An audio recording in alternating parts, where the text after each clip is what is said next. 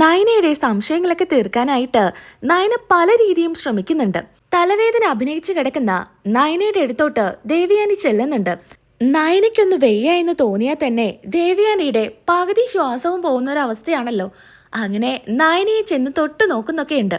പിന്നെ പറയുന്ന സ്ഥിരം ഡയലോഗ്, നിനക്കെന്തെങ്കിലും വെയ്യായ വന്നാല് എൻ്റെ മോനാ അതിൽ കൂടുതൽ ഏറ്റവും സങ്കടപ്പെടുന്നത് എന്നൊക്കെ പറഞ്ഞ് കുറച്ച് ഡയലോഗൊക്കെ അടിച്ച് ദേവയാനി അവിടെ നിന്ന് പോകുന്നു.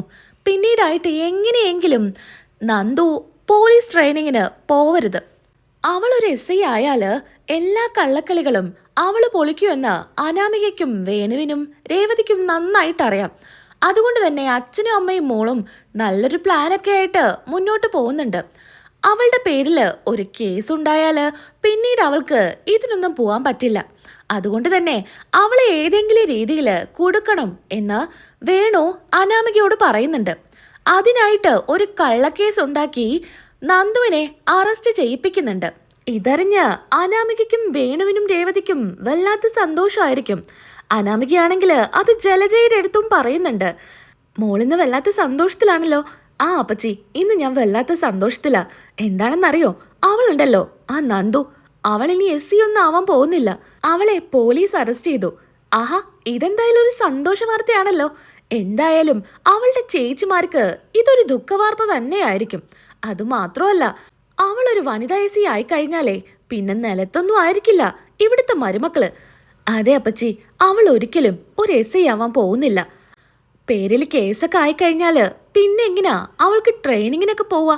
അതുകൊണ്ട് ഒരിക്കലും നടക്കാൻ പോകുന്നില്ല അവളുടെ ആ സ്വപ്നം. രണ്ടാളും നല്ല സന്തോഷത്തിലായിരിക്കും. അങ്ങോട്ടേക്ക് ദേവയാനി വരുന്നുണ്ട്. രണ്ടുപേരും നല്ല രീതിക്ക് സന്തോഷിച്ച് നിൽക്കുന്ന കാണുമ്പോൾ ദേവയാനിക്ക് എന്തൊക്കെയോ സംശയങ്ങളൊക്കെ തോന്നുന്നുണ്ട്. ദേവയാനി അവരുടെ അടുത്തോട്ട് ചെല്ലുന്നുണ്ട്. ഏട്ടത്തി, ഏട്ടത്തി അറിഞ്ഞോ, ഒരു സന്തോഷ വാർത്തയുണ്ട്. എന്ത് സന്തോഷ വാർത്ത? ഏട്ടത്തി, ആ നന്ദു എന്ന് പറഞ്ഞവളുണ്ടല്ലോ, അവളെ അറസ്റ്റ് ചെയ്തു പോലീസ്. എന്ത്? നിങ്ങൾ എന്തൊക്കെയാ പറയുന്നേ? സത്യ ഏട്ടത്തി, അവളെ അറസ്റ്റ് ചെയ്തു. അവൾ ഏത് നേരവും ഗുണ്ടായസും തല്ലും വഴക്കുമായി നടക്കുന്നവളല്ലേ. അവളെയൊന്നും ഒരു എസ് സി ആയിട്ടെ ഒരിക്കലും അംഗീകരിക്കാൻ പറ്റില്ല. അവളൊക്കെ ഒരു എസ് സി ആയാലേ എല്ലാവർക്കും അതൊരു തലവേദനയായിരിക്കും. അതുകൊണ്ട് ആ മോഹം ഇനി അവൾക്കുണ്ടാവില്ല. അവളുടെ കാര്യത്തിൽ ഒരു തീരുമാനമായി. അതിന് നന്ദു മറ്റുള്ളവരെ ആവശ്യമില്ലാതെ തല്ലാനോ വഴക്കിടാനൊന്നും പോകുന്നതായിട്ട് ഞാൻ ഇതുവരെ കേട്ടിട്ടില്ലല്ലോ. നിങ്ങൾ എന്തൊക്കെയാ പറയുന്നേ? അത് ഏട്ടത്തിക്കേ അറിയാത്ത കാരണ. അവളുടെ കയ്യിലിരിപ്പ് വളരെ മോശ. അതുകൊണ്ട് തന്നെയാ അവളെ പോലീസ് അറസ്റ്റ് ചെയ്തത്. എന്തായാലും ഇപ്പൊ ഒരു സമാധാനമുണ്ട്. അവൾ ഇനി എസ് ഐ ആവില്ല. ഏട്ടത്തി, ഇത് നമുക്കേ സന്തോഷിക്കുന്ന നിമിഷങ്ങളാ. ദേ ജലജെ, മറ്റുള്ളവരെ സങ്കടം കണ്ടിട്ടേ വെറുതെ സന്തോഷിക്കാനൊന്നും നിൽക്കണ്ട എന്നും പറഞ്ഞ് ദേവിയാനി അവിടെ നിന്ന് പോകുന്നുണ്ട്. ഏട്ടത്തിക്ക് നമ്മൾ പറഞ്ഞത് അത്രയങ്ങ് പിടിച്ചിട്ടില്ല എന്ന് തോന്നുന്നു. അതിന് വല്യമ്മയ്ക്കിപ്പോ അവരോടല്ലേ കൂടുതൽ സ്നേഹം. അതുകൊണ്ട് വല്യമ്മയ്ക്ക് അതൊന്നും ഇഷ്ടമാവില്ല. ഇത് കേട്ട് ആകെ കൂടെ സങ്കടത്തിലാണ് ദേവിയാനി നിൽക്കുന്നത്. ഇതറിഞ്ഞു കഴിഞ്ഞാൽ നയന മോൾക്ക് വലിയ വിഷമമായിരിക്കും. എങ്ങനെയെങ്കിലും നന്ദുവിനെ പുറത്തിറക്കണം. നന്ദു അങ്ങനെ തെറ്റൊന്നും ചെയ്യില്ല. എൻ്റെ നയന മോളുടെ അനിയത്തിയാ. അവൾ ഒരിക്കലും ഒരു തെറ്റും ചെയ്യില്ല, അതെനിക്ക് ഉറപ്പാ. അതുകൊണ്ട് അവളെ പുറത്തിറക്കണം. അല്ലെങ്കിൽ അത് അവളുടെ ഭാവി വരെ ഇല്ലാതാക്കും. അവളെ എങ്ങനെയെങ്കിലും പുറത്തിറക്കണം എന്ന് ദേവിയാനി തീരുമാനിക്കുന്നു. അതിനായിട്ട് ഒരു വക്കീലിനെ ദേവിയാനി ഏർപ്പാടാക്കുന്നുണ്ട്. താനാണ് ഇതിന് പുറകിലെന്ന് അറിയാത്ത രീതിയിലാണ് അയാളെടുത്ത് കാര്യങ്ങളെല്ലാം പറയുന്നത്. അങ്ങനെ ഇക്കാര്യം ആദർശും നയനയും അറിയുന്നുണ്ട്. ആദർശേട്ടാ, അവളിപ്പോ പോലീസ് സ്റ്റേഷനിലാ. അവളുടെ പേരിൽ കേസ് എടുത്തു കഴിഞ്ഞാൽ അവളുടെ ഭാവി എന്താവും ആദർശേട്ടാ? എത്രയും വേഗം അവളെ എവിടെ നിന്ന് ഇറക്കണം. അവൾ ഒരു തെറ്റും ചെയ്തിട്ടില്ല. നയനെ, അതെനിക്കറിയാം.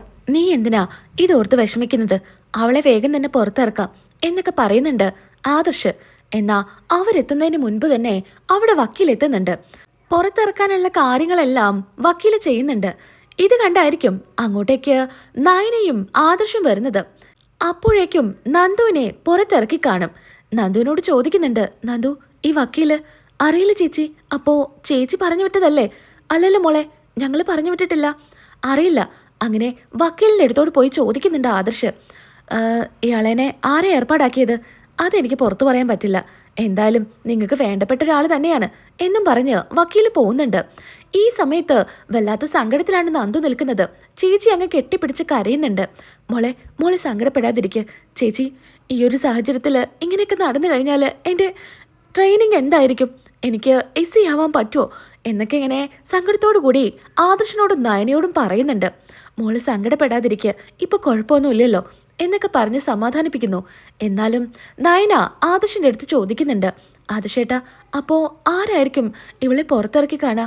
ആ വക്കീല് ആര് പറഞ്ഞിട്ടായിരിക്കും വന്നു കാണാ എന്നൊക്കെ ഒരു വലിയ സംശയമായിരിക്കും നയനയുടെയും ആദർശിന്റെയും നന്ദുവിന്റെയും മനസ്സിൽ. അങ്ങനെ നന്ദുവിനെയായിട്ട് നേരെ വീട്ടിലോട്ട് ചെല്ലുന്നുണ്ട്. അവിടെ എത്തുന്നതും കരഞ്ഞുകൊണ്ട് വേണുവും കനകയും വരുന്നുണ്ട്. നന്ദു മോളെ, എന്താ പറ്റിയേ? എന്തിനാ നിന്നെ പോലീസ് അറസ്റ്റ് ചെയ്തേ? അറിയില്ലമ്മേ, എന്തായാലും ഞാൻ ട്രെയിനിങ്ങിന് പോവരുത്, ഞാനൊരു എസ് ആവരുത് എന്ന് കരുതി തന്നെയാ ആരും ഇത് ചെയ്തിരിക്കുന്നത്. ഇതിന് പുറകില് അനാമികയും അവരുടെ വീട്ടുകാരുമാണെന്ന് എനിക്ക് നല്ല സംശയമുണ്ട്. മോളെ, നമ്മൾ അറിയാതെ ഒന്നും പറയാൻ പാടില്ലല്ലോ. എനിക്ക് സംശയമുണ്ട് അമ്മേ, അവള് തന്നെയാ ഇത് ചെയ്യൂ. അവളാ എന്നെ ഇങ്ങനെ ദ്രോഹിക്കാനായിട്ട് ഓരോ കാര്യങ്ങളും ചെയ്യൂ. അത് അമ്മയ്ക്കും അച്ഛനും ആദർശേട്ടനും ചേച്ചിക്കൊക്കെ അറിയുന്നതല്ലേ. അന്നെന്നെ തട്ടിക്കൊണ്ടു പോയതും അവർ തന്നെയാണ്, എനിക്ക് ഉറപ്പാ എന്നൊക്കെ നന്ദു പറയുന്നുണ്ട്. ഇനി എന്തായാലും നീ പുറത്തോട്ടൊന്നും ഇറങ്ങണ്ട, ട്രെയിനിങ്ങിന് പോകുന്നത് വരെ നീ വീട്ടിൽ തന്നെ ഇരുന്നാൽ മതി. പിന്നീടായി കാണിക്കുന്നത് നന്ദു പുറത്തിറങ്ങിയ കാര്യം അനാമിക അറിയുന്നുണ്ട്. ആകെ ദേഷ്യത്തിലായിരിക്കും അനാമിക നിൽക്കുന്നത്. ഇതൊന്നുമല്ലല്ലോ പ്രതീക്ഷിച്ചത്. അതുകൊണ്ട് തന്നെ ആദ്യം തന്നെ വിളിക്കുന്നത് അച്ഛനെ ആയിരിക്കും. അച്ഛാ, എന്താ അച്ഛാ, അവള് പുറത്തിറങ്ങി, അച്ഛൻ ഇതൊന്നും അറിയുന്നില്ലേ? അച്ഛൻ തന്നെയല്ലേ പറഞ്ഞത് അവൾ ഒരിക്കലും പുറത്തിറങ്ങില്ല, ആ രീതിക്ക് അവളുടെ പേരിൽ കേസ് എടുക്കുമെന്ന്. എന്നിട്ടിപ്പോ എന്തായി? അവളെ പുറത്തിറക്കി. എന്നാ അനാമിക സംസാരിക്കുന്നതെല്ലാം ദേവയാനി കേൾക്കുന്നുണ്ടായിരിക്കും. ദേവയാനി കുറച്ചുകൂടെ അടുത്ത് നിന്ന് സംസാരം എന്താണെന്ന് ശ്രദ്ധിക്കുന്നുണ്ട്.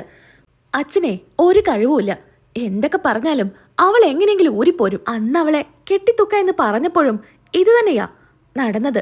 എങ്ങനെയൊക്കെയോ അവള് രക്ഷപ്പെട്ടു. അവൾക്ക് ഭയങ്കര ഭാഗ്യ.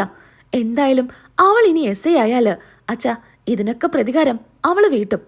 അവളോടും അവളുടെ വീട്ടുകാരോടും ചെയ്ത ക്രൂരതയ്ക്കൊക്കെ അവര് നമ്മളോട് പ്രതികാരം വീട്ടു വച്ചാ ഉറപ്പായിട്ടും നമ്മുടെ കാര്യം പോക്കാ അവൾ എസ് ആയാല്. മോളെ, അവളതിന് ട്രെയിനിങ്ങിന് ഇതുവരെ പോയിട്ടില്ലല്ലോ. അതിനു മുൻപേ അവളുടെ കാര്യത്തില് തീരുമാനമാക്കാമെന്ന് ഞാൻ പറഞ്ഞില്ല മോളെ. അച്ഛനെ എന്തു പറഞ്ഞിട്ട് എന്താ? അച്ഛനെ കൊണ്ട് ഒന്നും സാധിക്കുമെന്ന് എനിക്ക് തോന്നുന്നില്ല എന്നൊക്കെ അനാമിക അച്ഛനെ കുറ്റപ്പെടുത്തി പറയുന്നുണ്ട്. ഇതെല്ലാം ദേവയാനി കേൾക്കുന്നുണ്ട്. അതോടുകൂടി കാര്യങ്ങളെല്ലാം ദേവയാനിക്ക് വ്യക്തമാവുന്നുണ്ട്. ഈ കള്ളക്കേസ് കുടുക്കിയതും അതുപോലെ നന്ദുവിനെ കൊല്ലാൻ ശ്രമിച്ചതും ഒക്കെ അനാമികയുടെയും അച്ഛൻ്റെയും അമ്മയുടെയും പ്ലാനാണെന്ന് ദേവയാനിക്ക് മനസ്സിലാവുന്നു. അപ്പോ ഞാൻ വിചാരിച്ച പോലെ ഒരു പെൺകുട്ടിയല്ല അനാമിക. ഇതൊക്കെ അറിഞ്ഞിട്ടും ഇവളെ അച്ഛനെയും അമ്മയും വെറുതെ വിട്ടാലേ ശരിയാവില്ല. അതുകൊണ്ട് ഇത് എത്രയും വേഗം പുറത്തു കൊണ്ടുവരണം എന്നൊക്കെ ദേവിയാനി തീരുമാനിക്കുന്നു. പോലീസിനെ ഇക്കാര്യങ്ങളെല്ലാം വിവരം അറിയിക്കുന്നുണ്ട്. നന്ദുവിനെ തട്ടിക്കൊണ്ടുപോയി കൊല്ലാൻ ശ്രമിച്ച കാര്യവും ഇപ്പൊ നടന്ന കാര്യങ്ങളെല്ലാം പോലീസിനോട് വിശദമായിട്ട് പറയുന്നുണ്ട്. അതോടുകൂടി വേണുവിന്റെയും രേവതിയുടെയും കാര്യത്തില് ഒരു തീരുമാനമാവുന്നുണ്ട്. അനാമികയെ എന്തായാലും പോലീസിനെ കൊണ്ട് അറസ്റ്റ് ചെയ്യാൻ പറ്റില്ലല്ലോ. അനന്തപുരിയിലെ മരുമകളല്ലേ, അത് അവരുടെ സ്റ്റാറ്റസിന് ബാധിക്കുമെന്ന് കരുതി വേണുവിനെയും രേവതിയെയും ആണ് കൊടുക്കുന്നത്. പോലീസുകാർ അറസ്റ്റ് ചെയ്യാനായിട്ട് വീട്ടിലോട്ട് വരുന്നുണ്ട്. വേണുവാണെങ്കിൽ ആകെ ഞെട്ടി നിൽക്കുമായിരിക്കും. അങ്ങനെ താൻ കുഴിച്ച കുഴിയിൽ താൻ തന്നെ വീണിരിക്കുകയാണ്. വേണുവിനെ അറസ്റ്റ് ചെയ്ത് കൊണ്ടുപോവാണ്. ഇതോടുകൂടി ദേവിയാനിക്ക് കാര്യങ്ങളെല്ലാം മനസ്സിലാവുന്നുണ്ട്. അനാമികയാണ് വീട്ടിലെ പ്രശ്നങ്ങൾക്കെല്ലാം കാരണമെന്നും ഒക്കെ മനസ്സിലാക്കുന്നുണ്ട്.